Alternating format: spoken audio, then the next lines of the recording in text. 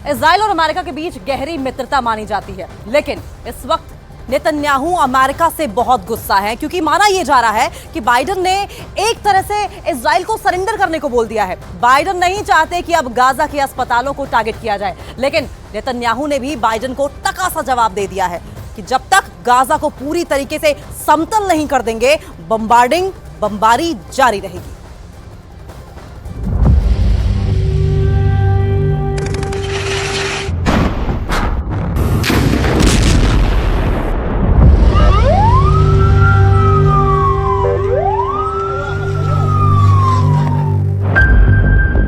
Gaza पट्टी और Israel के युद्ध से किसे फायदा हो रहा है? कौन किस पर भारी पड़ रहा है?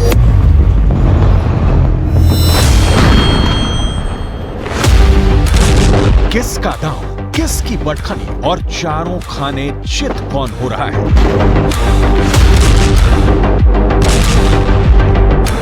सवाल बहुत है, लेकिन 24 घंटे के अंदर इस युद्ध को लेकर ऐसा नया मोड़ आ गया है कि इजराइल से लेकर अमेरिका तक सब हक्का बक्का है।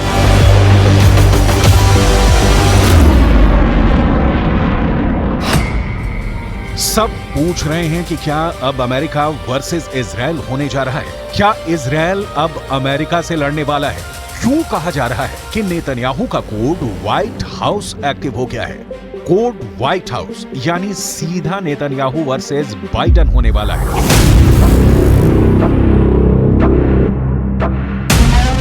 बाइडेन और नेतन्याहू की तकरार के पीछे गाजा का युद्ध है। वहां के अस्पताल हैं जिनको इजराइल के टैंकों ने घेरा हुआ है। लेकिन अब बाइडेन ने ऐसी बात कह दी है कि इजराइल से न निगले बन रहा है न उगले, क्योंकि बाइडेन ने नेतन्याहू को बहुत बड़ी मुश्किल में डाल दिया है। बाइडेन ने कहा है कि गाजा के अस्पतालों का बाल भी बांका नहीं होना चाहिए। My hope and expectation that there will be less intrusive action relative to the hospital. We're in contact, and we're with the Israelis. Also, there is an effort to take this pause to deal with the release of prisoners, and that's being negotiated as well. With the Qataris are engaged, and so I remain somewhat hopeful. But the hospital must be protected. Biden ने जो कहा उसे देखकर Benjamin Netanyahu का खून खौल गया। Gaza पर उनकी सेना हर तरफ से हमला कर रही है। गाजा पर इजराइल की बमबारी पर ब्रेक लगना मुश्किल हो गया है। 12,000 से ज्यादा लोगों की मौत के साथ गाजा में इस वक्त कब्रिस्तान की जगह कम पड़ गई है।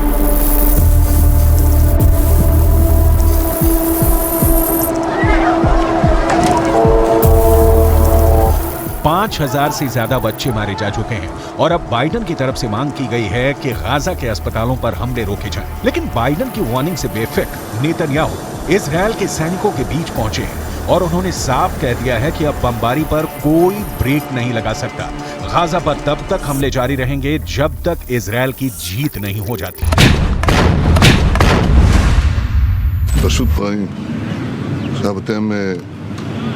אתם כולכם חדורים באותה מטרה. אנחנו הולכים לנצח. אין פה הפסקות, אין פה חצאי דברים, זה לא מבצע, זה לא סבב. פה הולכים עד הניצחון הטוטלי.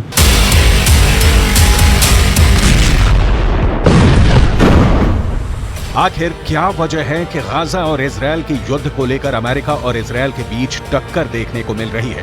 नेतन्याहू और बाइडेन के बीच गाजा को लेकर जो क्लैश देखने को मिला है, उससे लेकर बड़े सवाल एक बार फिर से। क्या अब अमेरिका वर्सेस इजराइल होने जा रहा है? क्या इजराइल अब अमेरिका से लड़ने वाला है? क्यों कहा जा रहा है कि नेतन्याहू का कोड व्हाइट हाउस एक्टिव हो गया है? या ये सब इजराइल और अमेरिका के बीच नूरा कुश्ती है? क्योंकि दुनिया 12,000 लोगों की मौत को लेकर आग बबूली हो चुकी है। इंडोनेशिया से लेकर फिलीपींस तक फिलिस्तीन के समर्थन में प्रदर्शन हो रहे हैं। गाजा में जो मौत का तांडव हो रहा था, उसे लेकर दुनिया का एक बहुत बड़ा हिस्सा गुस्से में है और सब जानते हैं कि इजराइल और अमेरिका इस वक्त साथ में है।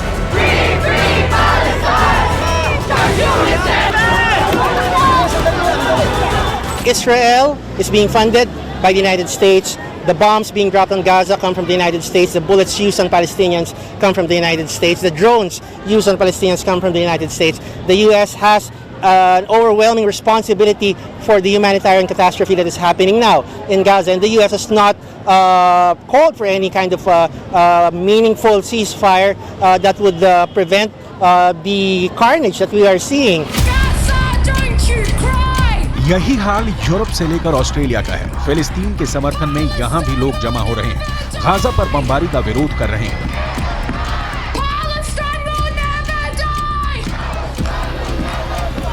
इस भीड़ में ऐसा कोई नहीं है जो अब गाजा के अस्पतालों में जख्मी लोगों को देखना चाहता है। कोई नहीं चाहता कि गाजा के अस्पतालों से बच्चों की लाशें निकलें।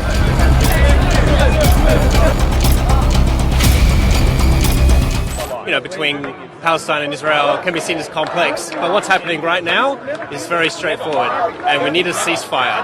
There's no justification for what's happening right now in Gaza, and that's what we're calling for.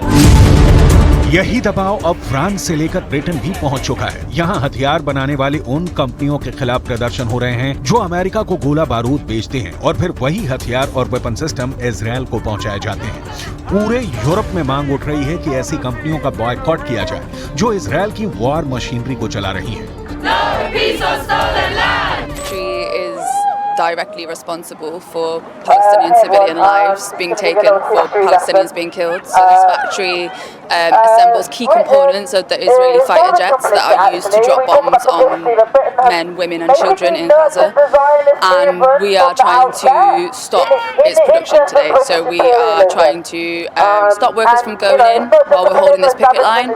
And people have been turning around and going home and not going into work. And we're trying to stop deliveries coming in and out.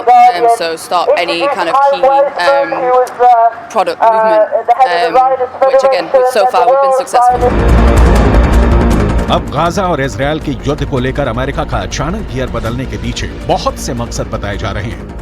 America ने शुरुआत में cease fire का विरोध किया था। तब ये भी कहा गया कि इजरायल को पूरा हक है कि वो 7 अक्टूबर को अपने पर हुए हमले के खिलाफ कार्रवाई करे।